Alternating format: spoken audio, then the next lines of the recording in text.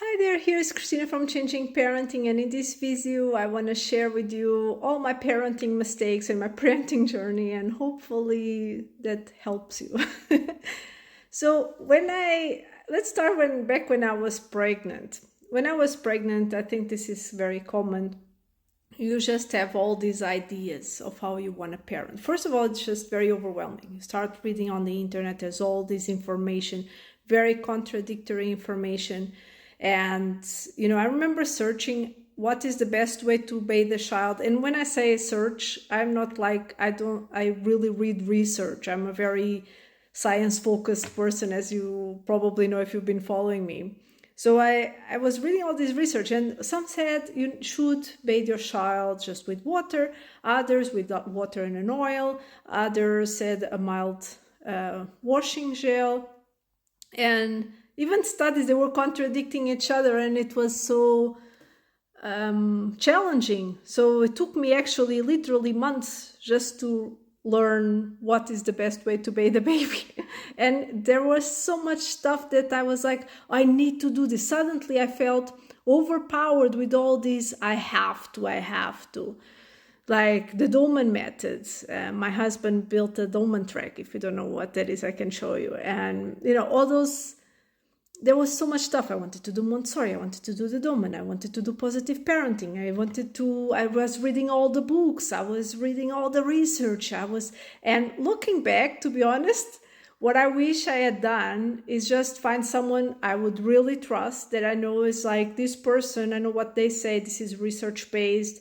That kind of like would save me all that overwhelm, stress, and time that I spent on all this. And I would have enjoyed my pregnancy more by just relaxing and resting, because we all know as soon as the baby comes, there's no resting anymore, right? And I really wish I had just, relaxed more. I wish I had traveled more. I wish I'd just take it slow, just really find someone who I can ask questions that I really trust their opinion, because I really struggled with it, because I was getting all these conflicting opinion and I didn't know who to trust, right? Because I didn't find anyone who was really like, this is a person that, really reads all the studies, that has done their proper investigation, that's compared all the studies, that knows what are the official recommendations from the World Health Organization, the American Academy of Pediatrics, all those things. Someone I could say, no, this is a person I really trust what they are saying. And unfortunately, I couldn't find it. So that was pregnancy stage. Then, newborn stage, infant stage. I think that was really marked for the feeling of, I can't do this. This is too much. Life, this is just too much. I was sleep deprived. Everything was being demanded too much of me. And at the same, they had a little baby, then came colics. I had breastfeeding problems in the beginning because I had a C-section that was unwanted also. So I had all that, all those things to deal with. And at the same time, I had to impose new boundaries. And this was quite hard for me because I was a people pleaser, still am in a way. And I had to do a lot of inner work while I was sleep deprived. And that was really challenging. And I think it made us as a couple stronger because we went through it. But at the same time, it did create a lot of conflict in the beginning because it's everything new, right? Suddenly, like, okay, you have to help me and you have to change the diaper now because I also need to sleep, and we had to find a new routine for us in our home. But most importantly, we both had to get together and be like, no, our family is before everyone else, is before all the extended family. And that required a lot of, imposing boundaries and doing an inner work of like, and actually one thing that helped me very much was I did the certification to become an encouragement consultant, which is all about reparenting ourselves, our inner child, by looking at all these behaviors that we do, like people pleasing, and why are we doing that, right? And realizing we are not responsible for other people's emotions. and that imposing boundaries is just, it might be hard at first, but it works wonders. And as soon as you increase your boundaries, people also back off. So that process, and if you are struggling with imposing boundaries and you want my help, I'm here to help you. Then also another thing I realized is that there was all this unwanted parenting advice, right? Everyone was saying, don't let your baby sleep on your chest, otherwise they will, always want to do that and you will never be able to sleep again. Or, all this parenting advice that was basically felt like criticism constant. I felt criticized constantly, and it also felt like it went against my maternal instincts of things that people were telling me to do, like put your child alone in the room and let them sleep by themselves. And I knew, because again, I read a lot and I read all the studies and the official recommendations, I knew that it's recommended to prevent sudden infant death syndrome that children sleep in the parents' room for the first year.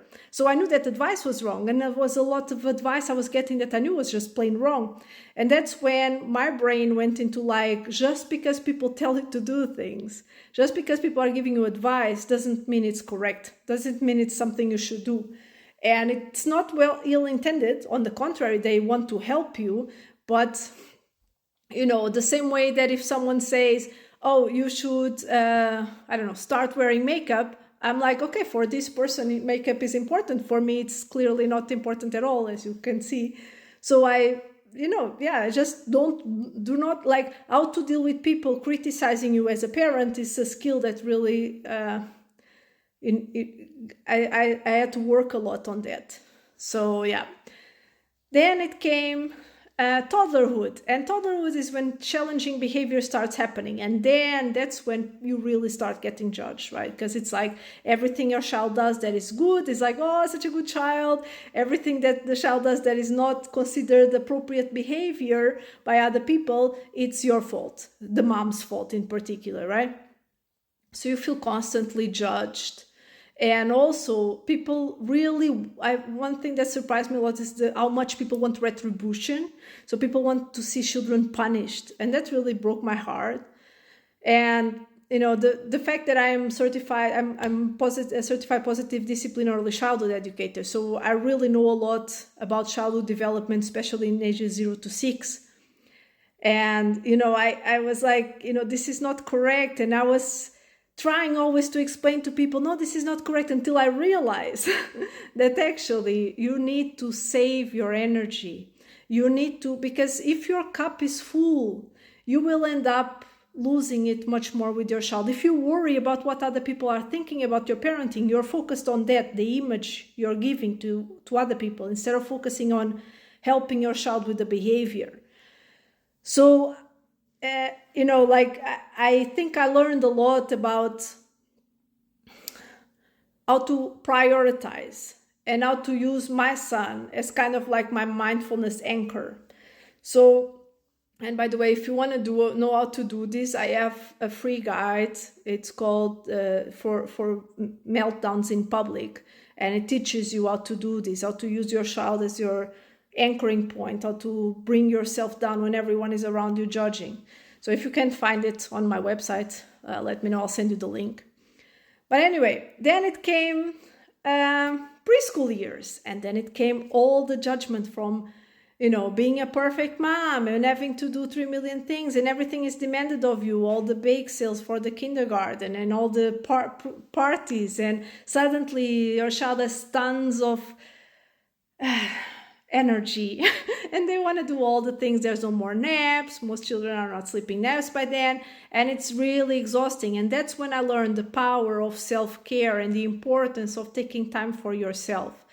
And right now, every month we take 1 day off. I have 1 day off. My husband has 1 day off. Every day we have at least 1 hour each person. Their day off. And anyway, if you want me to show you how to do all these things, check out changingparenting.com.